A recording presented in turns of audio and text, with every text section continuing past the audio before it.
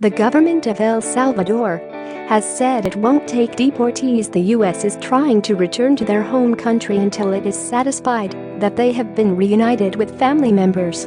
The government's stance is the latest international effort to push back at the Trump administration's zero-tolerance immigration policy and the policy of childhood separations at the southern border. President Trump on Friday signed an executive order to begin incarcerating parents with their children, but offered exceptions and did not reveal how it would handle the approximately 2,300 families already separated under the administration's strict enforcement. El Salvador said it will not issue travel documents for the migrants the U.S. wants to return until any issues related to separations of family members and children have been sorted out, The Washington Times reported. El Salvador has contributed to the flow of immigrants through Mexico to the U.S. border. Some immigrants seek refugee status, citing the gang violence that exists in one of the world's deadliest countries. Most immigrants, however, don't get asylum and get flown home, a transaction that requires documentation. Trump took a hard line on immigration at a Duluth rally Wednesday night, hours after signing his executive order. He invoked MS-13, which has its roots in El Salvador.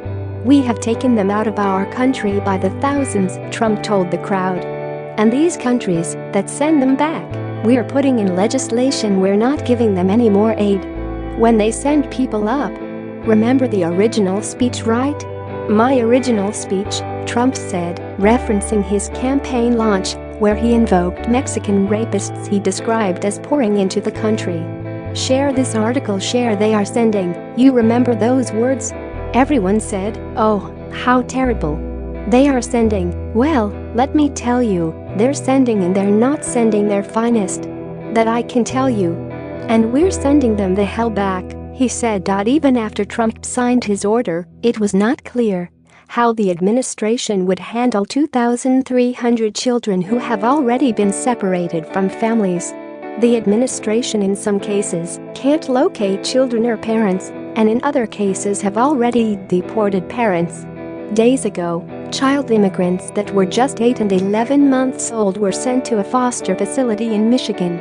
In one example, Blanca Arantes Lopez 2 months ago brought her 8-year-old boy and his father from El Salvador and came to the U.S. illegally without proper documents in Texas, the Associated Press reported. She is now in a federal prison in Seattle, while her son, Abel Alexander, is being kept in a children's home in Kingston, New York. She says she doesn't know when she will see him again. "I still haven't been able to talk to him," Arantes told the AP in a tearful interview from the prison where she is being held.